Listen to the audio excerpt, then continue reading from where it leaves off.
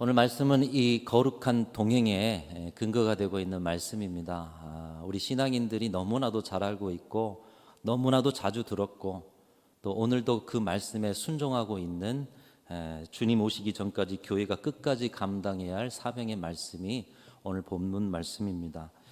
흔히 이 말씀을 예수님의 지상 명령이라고 끝까지 땅 끝까지 따라야 할 명령이라고 그렇게 여기면서 우리는 기억하고 있습니다. 2024년 전도 프로젝트를 진행하는 중이기 때문에 한 번은 새기고 가야 할 주님의 유언과도 같은 명령, 오늘 그런 의미로서 다시 한번 내게 족한 은혜를 주시고 그 십자가의 족한 은혜면 더 이상 다른 거 필요 없습니다.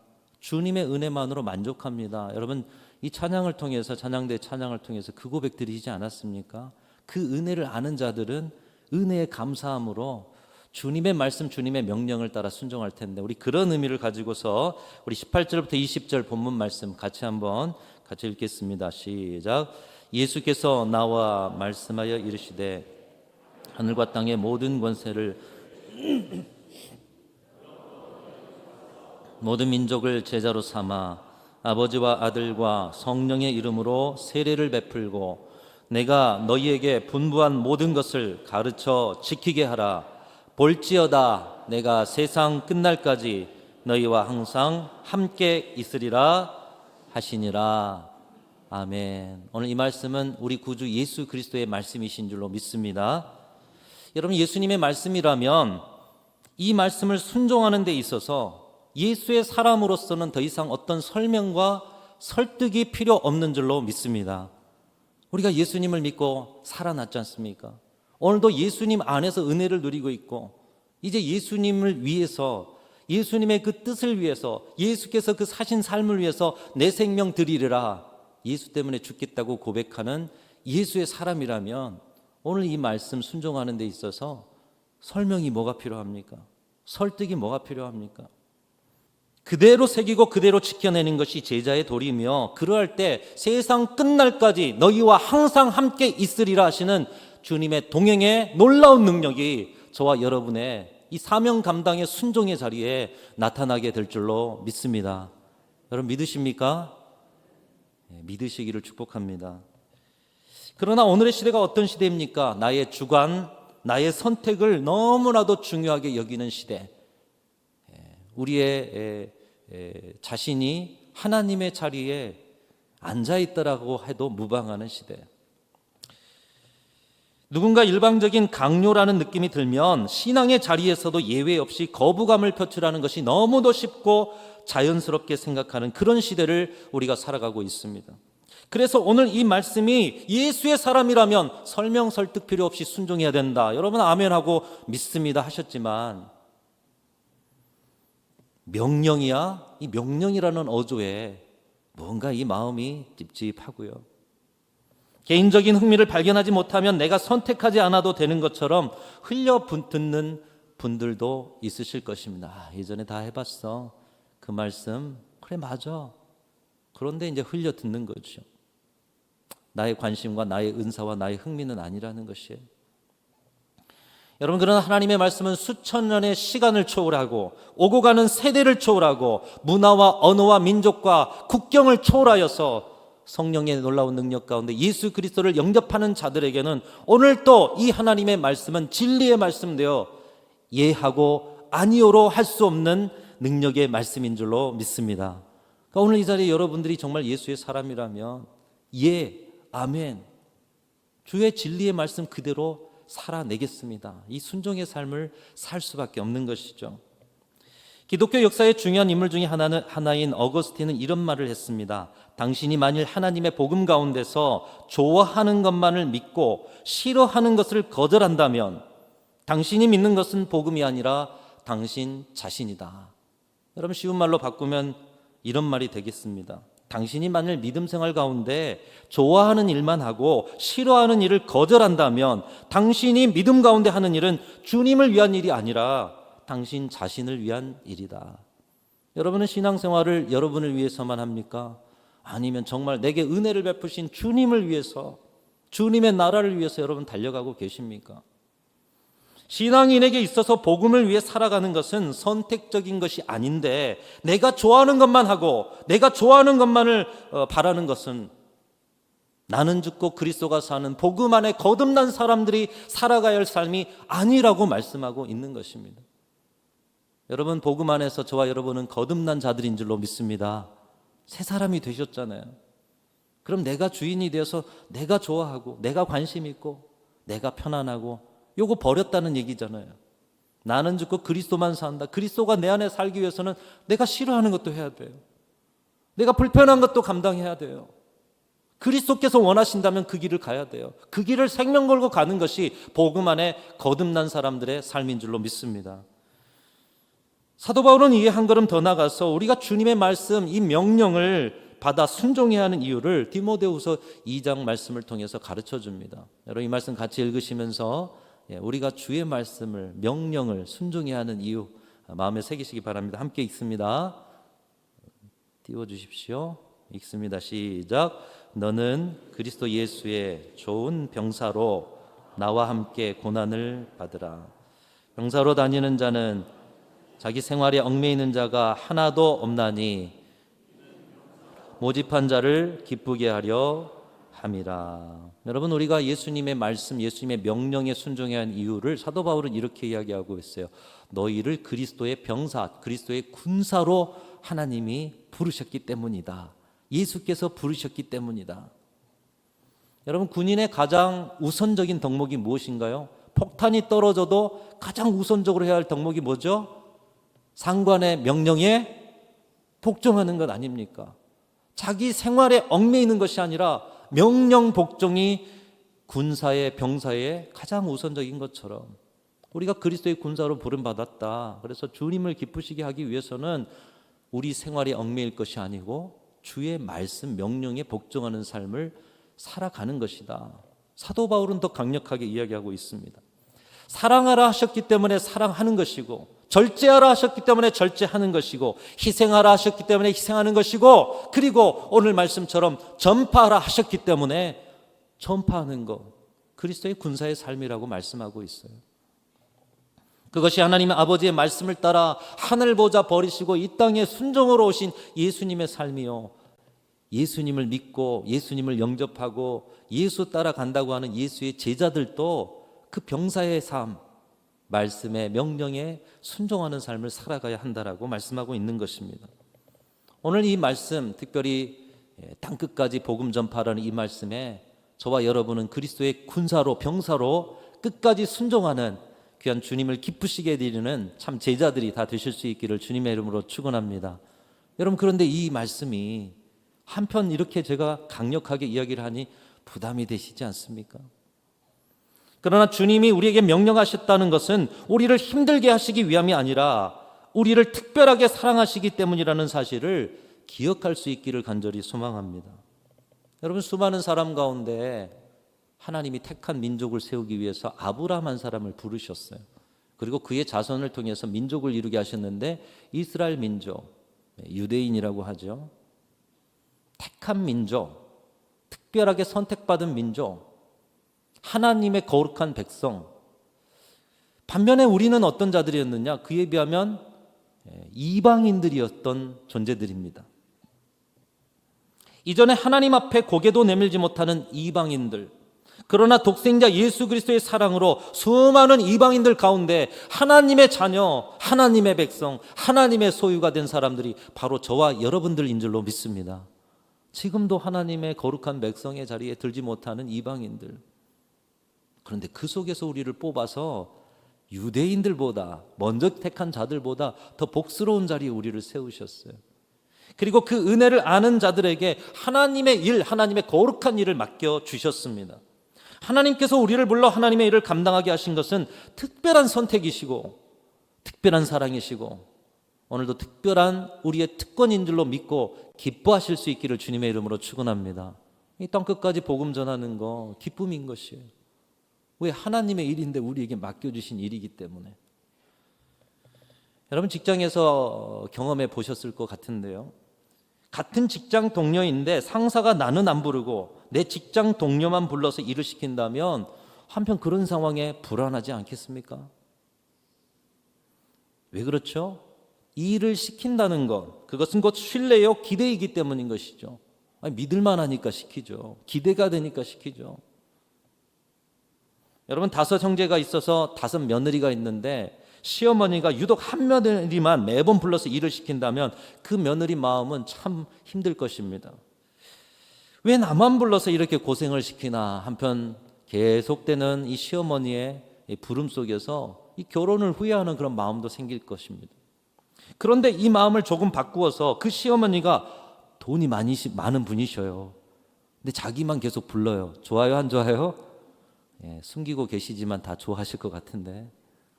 또 이분이 덕망 있는 시어머니셔요. 인격이 좋은 시어머니셔요. 5 며느리가 있는데 자기만 불러요.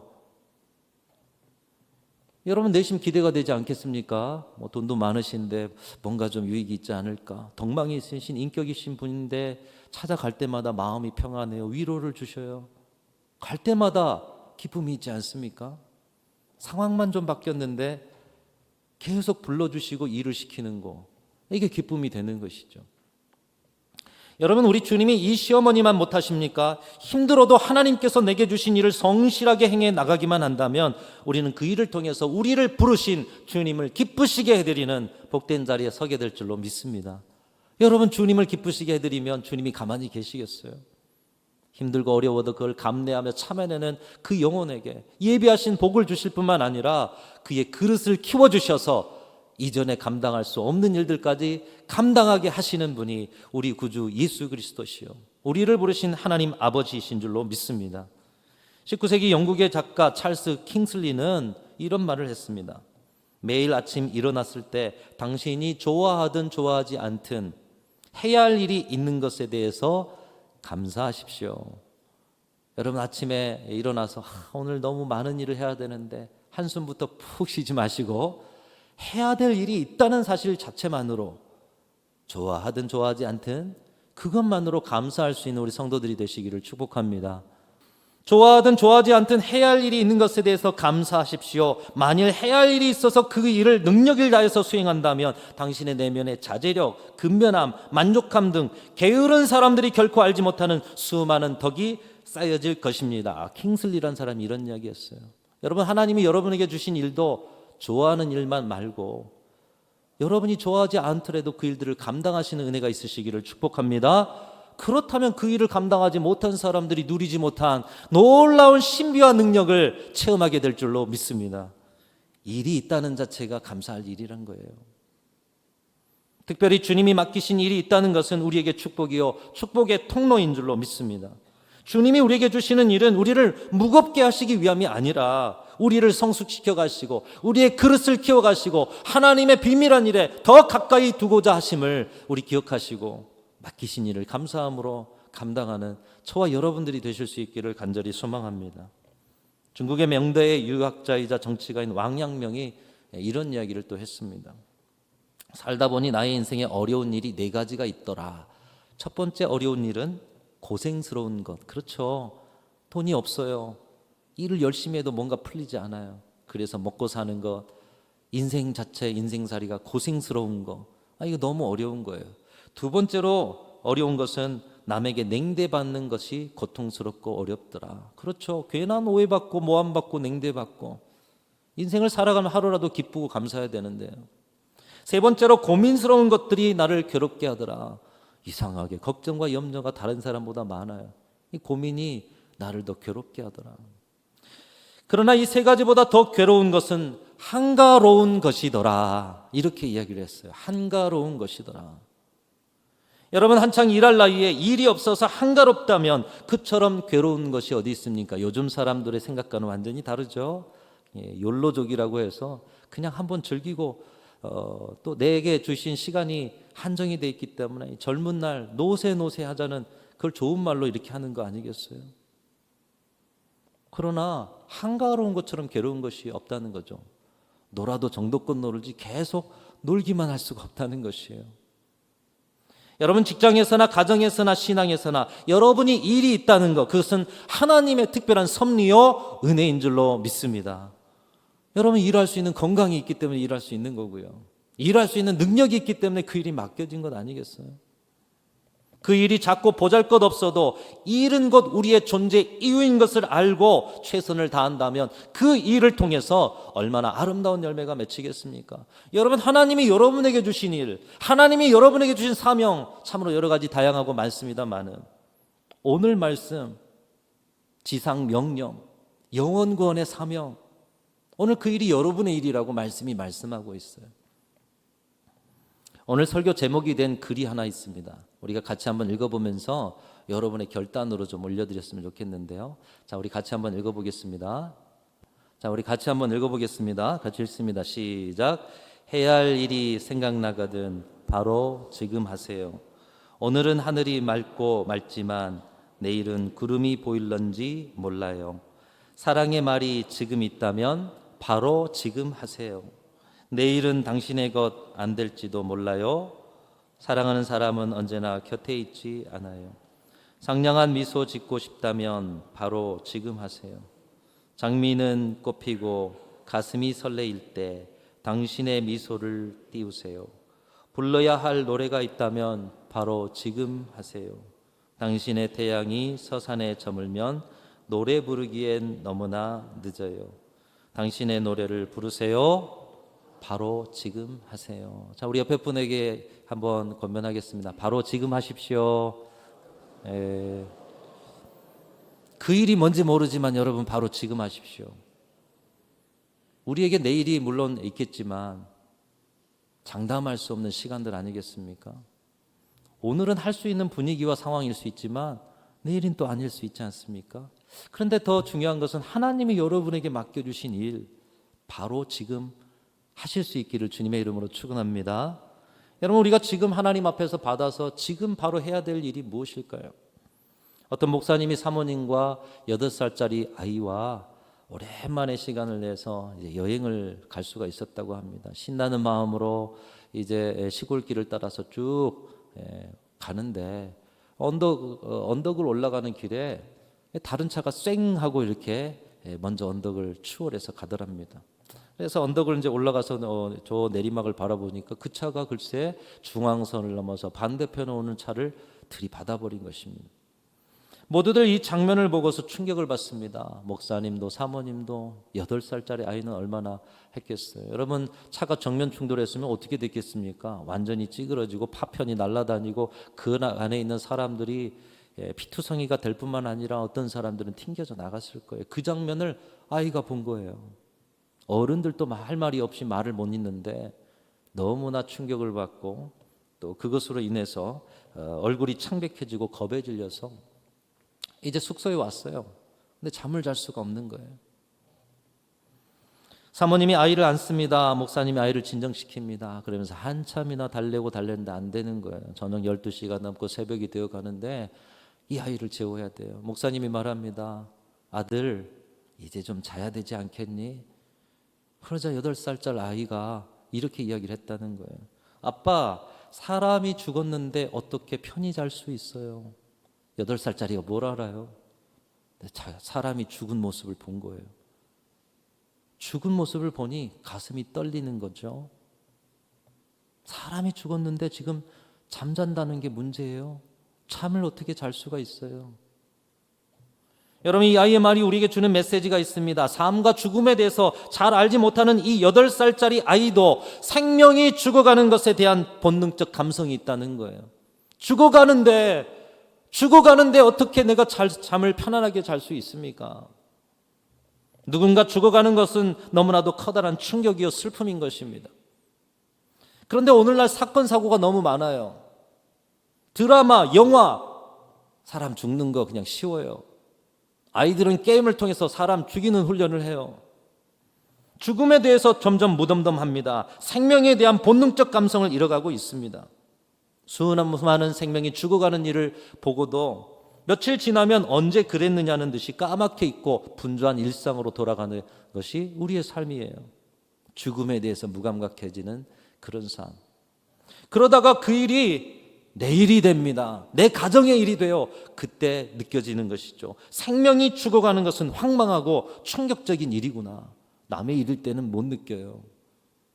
생명이 죽어가는 거. 아이의 말처럼 사람이 죽었는데 편히 잘 수 없다라는 그 느낌을 우리의 가정의 일이 되고서야 느껴지는 것이죠.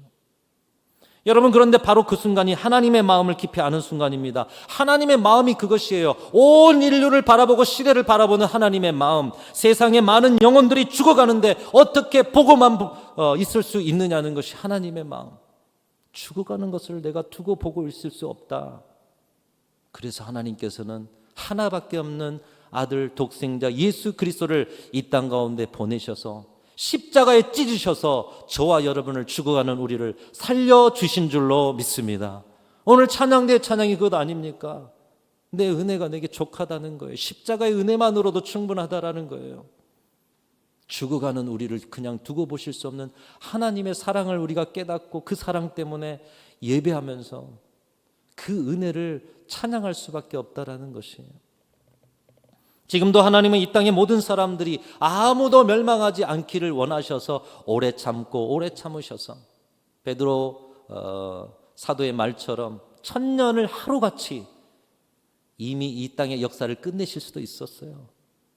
그럼에도 불구하고 역사를 이어 오늘에까지, 그리고 앞으로도 언제까지 그 영혼들이 주께로 돌아오기를 위해서 기다리고 계신 줄로 믿습니다.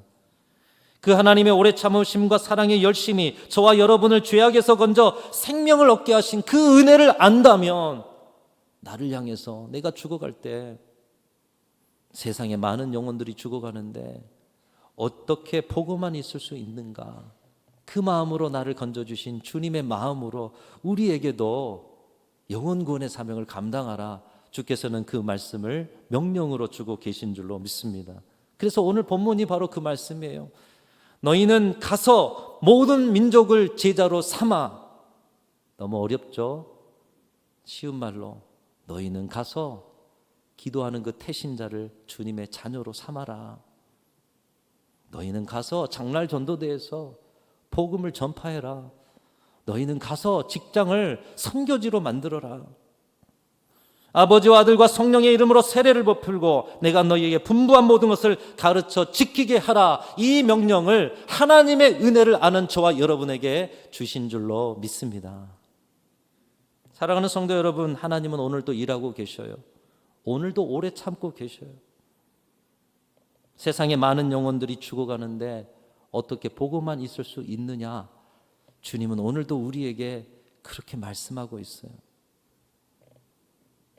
이 하나님의 마음이 이제 우리의 마음이라면 이제 그 마음을 가지고 저와 여러분은 세상으로 나아가 주님이 맡기신 그 일을 감당해야 될 줄로 믿습니다.